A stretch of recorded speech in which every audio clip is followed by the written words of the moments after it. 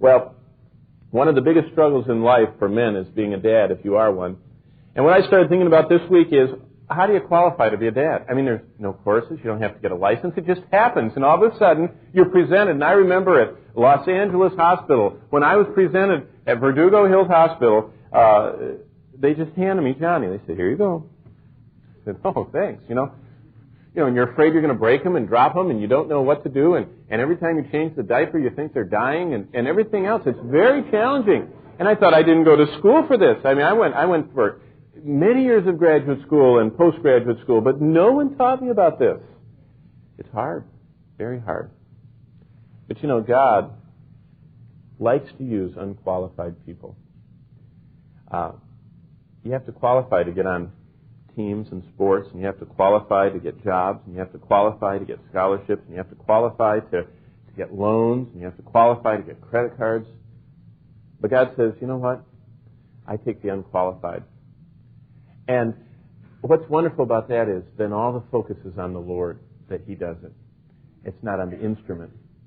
I was reading this week about a great violinist that had a Stradivarius, one of those $100,000 violins, and announced that he was going to play it and packed the concert hall with all the classical people that love all that stuff, and the place was just teeming. And he came out with this violin, and he played the most impressive piece, and then he took the violin and dropped it, and everyone just gasped, and then he jumped up and down on it and just smashed it. Well, the place was falling apart, and he left. And the stage manager came out and said, just want to calm your hearts, folks, that was not the expensive violin. That was just the cheap $20 one.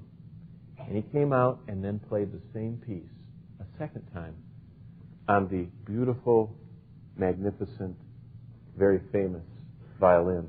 You know what his point was? His point was, by the way, it sounded the same.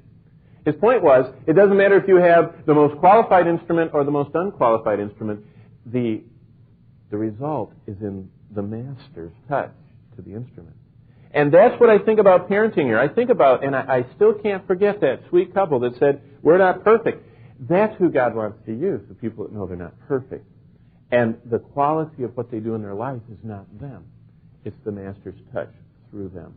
And that's what we're going to see in Joseph's life. An unqualified man who joined a lot of other unqualified people, because God uses doubting and sometimes disobedient dads named Abraham to be the father of His faithful. I mean, Abraham had 10 tests and he failed 5 of them. He didn't make it. He picked the wrong woman in Egypt. He took Hagar and he lied about his wife, and then he lied about her again, and then he was impatient. And then, he's just right down the line. He's just kind of normal.